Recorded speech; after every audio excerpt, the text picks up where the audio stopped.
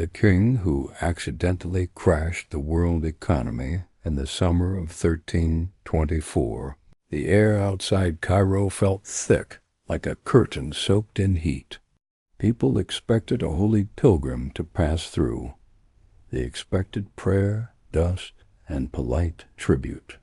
Instead, the ledger arrived on 2 legs and 4 hooves, and it came carrying a balance sheet made of gold. We like to believe empires fall to swords and speeches. We like clean endings, like a hero losing a war. But Cairo didn't get conquered. It got diluted. It didn't suffer invasion. It suffered insolvency, wearing a smile. A king walked in with charity on his tongue and bankruptcy in his shadow. He didn't burn the city. He didn't loot the markets. He simply changed the numbers, and the numbers changed everything. Think about that for a second. A parade can be a weapon. A gift can be a bomb. A treasury can be a trapdoor. Because money is not metal. Money is faith with a receipt. And in 1324, faith got rewritten in broad daylight. The horizon cracked open first, not with fire, but with dust. A pale cloud rose in the west, long and slow, like a storm deciding where to land. The ground began to tremble, not from war drums, but from footsteps. Cairo's guards leaned forward, expecting steel. What they saw was worse. They saw softness. They saw silk. They saw gold so bright it made the sun look cheap. They saw order, not chaos, and that's what made it terrifying. At the front came 500 slaves, not chained like prisoners, but dressed like a court. Each carried a staff of pure gold, heavy enough to break a man's spine. Behind them came 80 camels, each loaded with sacks of gold dust, like sandbags for a flood. Then came the moving city, 60,000 bodies. Soldiers, cooks, poets, clerks, merchants, scholars, servants. Herds of livestock to feed the machine. It looked like a nation had decided to walk. In the center rode the king beneath a canopy, calm as a judge. His name was Mansa Musa, but in that moment he wasn't a man. He was a currency event. Cairo was the crown of the Middle East, fat with trade and confident with coin. Spices flowed in from India. Glass arrived from Venice. Cloth came from Damascus.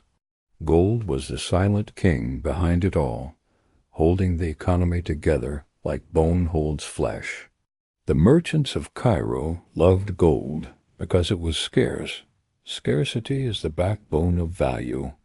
Remove scarcity, and value bleeds out. That is not philosophy. That is math. When Musa entered, the city saw opportunity. A rich pilgrim meant sales. A rich king meant commissions. They imagined profit, not collapse. They didn't understand what was walking toward them. They didn't understand that a balance sheet can crush you without raising a sword. At first it felt like a festival. Musa gave gold to the poor, gold to officials, gold to scholars, gold to anyone with a hand and a story. He paid for repairs. He paid for food. He paid for lodging. He paid as if payment was air. Every gift looked like mercy. Every coin looked like blessing. The streets filled with rumors that wealth had become contagious. People smiled wider. Prices began to rise quietly, the way fever climbs before you notice. You could buy admiration in Cairo. Musa did. You could buy silence. Musa did. You could buy the illusion that the economy had just gotten richer overnight. But an economy is not a pile of gold. It's a relationship between goods and money. It's bread against coin, rent against wage, wheat against dinar, and those relationships were about to snap. The illusion of majesty is always loud. It uses horns and banners. It uses parades and perfume. It makes the crowd forget the spreadsheet. Mali Musa's home was not a poor frontier. It was a vault with borders. It sat on gold fields that felt like a cruel joke from the earth. Bambouk, Bure, Galam, names that sounded like distant places, but functioned like global bank accounts. Europe's kings were scraping for coin. The Mediterranean was hungry for metal. The world's trade ran on gold the way lungs run on oxygen. And Mali had the oxygen. Merchants wrote about it like myth. They said gold washed up after rains. They said farmers found nuggets while digging yams. They said the law was so strict a man could cross the empire with gold on his head and live. Whether every detail was true didn't matter. The market runs on belief. If enough people believe the vault is full, credit flows. Mali had something better than gold. It had reputation. Musa inherited a system built on extraction and trade routes. Caravans crossed the Sahara like veins carrying blood. Salt went south. Gold went north. Everything depended on the desert staying open and the counting staying honest. But beneath the surface, the foundation was rotting. Because a single resource empire is not stable. It's addicted. Gold is a blessing until it becomes your only language. Then every problem gets answered with metal. Every conflict gets solved with payment. Every weakness gets hidden under shine. Musa was devout. He wanted the pilgrimage to Mecca, the Hajj. But kings do not travel like ordinary men. A king travels like a statement. So he prepared like a general, not a pilgrim. He gathered people, animals, supplies, and enough gold to make the world gasp. He didn't just plan a journey. He planned a spectacle. And that spectacle was a lever. Not political, financial. The economic trap was simple. Musa's empire was rich, but it was rich in one shape, gold. That meant it was vulnerable to one invisible enemy, the market price of gold. Here's the monster in this story. Not a rival king, not a crusader, not a general with steel. The monster is liquidity. Liquidity looks friendly. It feels like safety. It makes you feel powerful because you can buy things fast. But too much liquidity turns money into water, and water can drown. Musa carried a flood on his camels. He walked into Cairo and opened the gates. Gold poured out. The antagonist wasn't a person at first. It was the market itself, a silent crowd of merchants adjusting prices. 1,000 private decisions forming one public disaster. The invisible hand, but with a clenched fist. Then the human antagonists arrived. Bankers, lending houses, money changers. Men who watched the dinar's value like hawks watching a dying animal. Because they understood something Musa didn't. You can't just add gold to a city and call it wealth. If the amount of goods stays fixed, the extra gold doesn't create bread. It just changes the price of bread. Musa stayed in Cairo for months. He bought without bargaining. He tipped like a storm. He gave gifts to officials, to scholars, to servants, to beggars. Gold moved from sacks into pockets, and from pockets into markets. At first, everyone felt richer. Then they noticed their gold didn't buy the same things anymore. The dinar began to weaken, not in metal, but in meaning. Picture a baker in Cairo. Yesterday, a dinar bought flour and paid rent. Today, the same dinar buys less flour, and the landlord wants more. The baker raises the price of bread. The poor get hungrier. The city begins to fracture. The descent is always quiet at first. Collapse doesn't enter through the front door. It seeps in through receipts. Let's put numbers on this nightmare, because tragedy needs measurement. Imagine Musa injecting 50,000 gold dinars as gifts to the court in one sitting. Imagine tens of thousands more spilling into streets in days. Imagine merchants doubling prices because the gold king will pay. Week 1, prices lift. Week 2, they surge. Week 3, wages lag behind. By month 3, the city's working people are paying twice for bread, 3 times for rent, and watching their savings evaporate. The rule of 3 hits like a hammer. The gold was everywhere. The value was collapsing. The poor were still hungry. People think inflation is just numbers on paper. It's not. It's hunger with a clock. It's a mother holding coins that used to mean dinner. When Musa moved on toward Mecca, his legend moved faster than his caravan. Desert guides heard the rumors and raised their fees. Traders heard the rumors and raised their prices. The story became an auction, and Musa kept paying because he could, because he thought wealth was infinite. That is what kings often believe, right until they don't. Mecca and Medina tasted the same poison. Gold entered the markets like perfume, then turned into smoke. Prices rose. The purchasing power of coin fell. The people praised the king while the ledger sharpened its knife. Here's the cruel mechanic of it. Musa wasn't stealing, he was giving. But the effect was similar to counterfeiting, because he changed the supply shockingly fast. Scarcity died. Value followed. Back in Cairo, the merchants who once danced now stared at their hoards like curses. They held piles of gold that bought less each day. They had become rich in metal and poor in purchasing power. A city can survive war by rebuilding walls. But how do you rebuild trust in currency? How do you repair belief once it's cracked? Inflation isn't a fire you can stamp out. It's a sickness. It lingers, it spreads, it changes behavior. People stop saving. They hoard goods.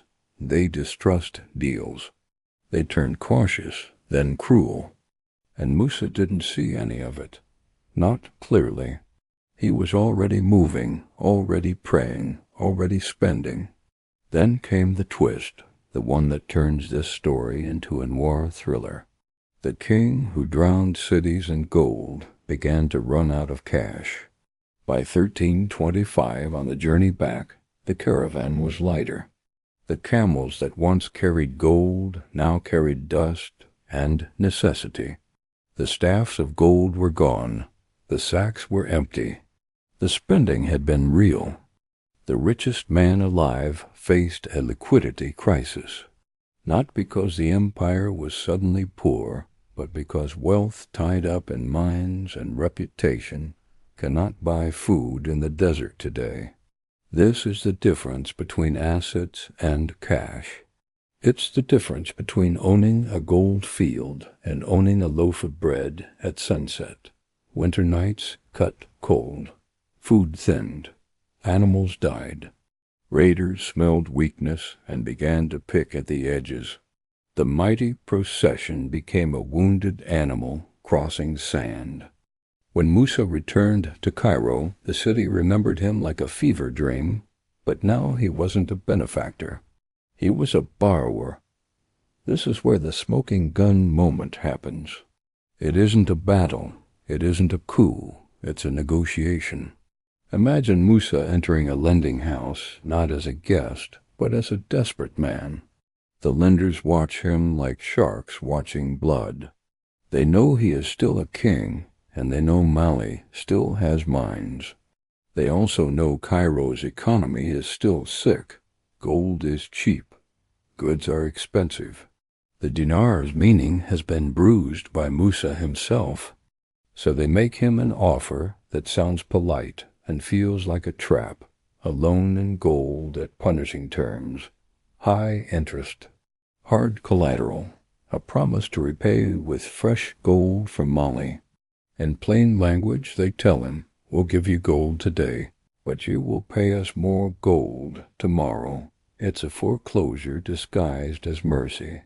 It's a liquidation sale with velvet gloves. Musa agrees, because survival has no pride. He borrows back the very substance he once gave away. Let that sink in. He gave away gold and crashed value. Then he borrowed gold at a markup while value was still broken. That is what the ledger does. It punishes mistakes with compounding, and something strange happens next. By borrowing gold and removing it from Cairo's circulation, Musa accidentally begins to reverse the damage. Gold leaves the city. Supply tightens slightly, value steadies a little. It's not a cure, it's a bandage. But it proves the point. The economy wasn't ruined by evil. It was ruined by supply. Historians would later whisper that Cairo's inflation lasted 12 years. 12 years of distorted prices. 12 years of pain embedded into daily life. 12 years of people cursing the memory of generosity. A decade is a long time to pay for 3 months of shopping. Now comes the climax, the default. Because default isn't always a signed declaration. Sometimes it's a moment when a man opens his purse and hears nothing. Musa's default wasn't a public announcement. It was a private humiliation. It was a king learning that wealth and cash are not the same word. The caravan limped west. Supplies were rationed. People died. Not because the desert hated them, but because the balance sheet had been misread. Sovereignty is solvency. Say it again. Sovereignty is solvency. If you can't pay guides, you don't control routes. If you can't buy food, you don't control life. If you must borrow under cruel terms, you don't fully control your throne. A king can command soldiers, but soldiers can't eat commands. A king can own mines, but mines can't walk across a desert. In the end, the ledger decides what is real. When Musa finally returned to Mali, he did something that complicates his legend. He didn't just rebuild gold stores. He rebuilt something more durable. He brought people back, scholars, architects, jurists, poets. He imported brains like other kings imported weapons. He understood, too late perhaps, that a resource empire needs more than resources. He began turning cities like Timbuktu into centers of learning. He built mosques. He paid for books. He created institutions that could outlast a market crash. That part of the story feels like redemption. But the world outside Mali didn't measure redemption in manuscripts. It measured it in metal. Europe heard the rumors. Mapmakers drew kings holding gold like fruit. Merchants and princes stared at those images and felt hunger, and hunger travels. Hunger becomes ships. Hunger becomes conquest. The generational aftermath of Musa's gold storm wasn't just inflation in Cairo. It was a long echo that bent the world's attention toward West Africa. It painted Mali as a vault waiting to be cracked. Back in Egypt, the crisis left scars. The middle class learned that savings can die. The poor learned that gifts can turn into traps. Merchants learned that profit can rot if the currency collapses. How long did it take to pay off Musa's debt? In stories like this, the final check is often written decades later, long after the king is dead. The lenders are patient. Markets never forget. Interest is memory with teeth. And even if the last dinar was repaid, the social debt remained. Trust doesn't come back with a receipt. That's the dark lesson. Not that Musa was wicked. Not that charity is evil, but that money is a system, not a pile. You can't flex a balance sheet without consequences. You can't flood a market without drowning someone. You can't treat scarcity like a toy and expect value to survive. We are trained to fear generals. We should also fear accountants. Because conquest is loud, but insolvency is silent. The king who accidentally crashed the world economy didn't mean to break Cairo. He didn't want to poison Mecca's markets. He wanted to be remembered as generous and devout, and he was remembered, just not in the way he planned. He proved that wealth without understanding is dangerous. He proved that an empire can be strong and still be fragile. He proved that a single man with enough resources can trigger a regional financial crisis without firing an arrow. If you ever doubt how powerful the ledger is, remember this image: a caravan in the desert, gold dust slipping through fingers, a city cheering while its currency bleeds out. The sword cuts bodies, the market cuts generations. If you want more stories where history turns on debt, cash, and the brutal math behind the myths, subscribe to the channel. Stay ahead of the crowd, because most people watch the parade. We follow the receipts,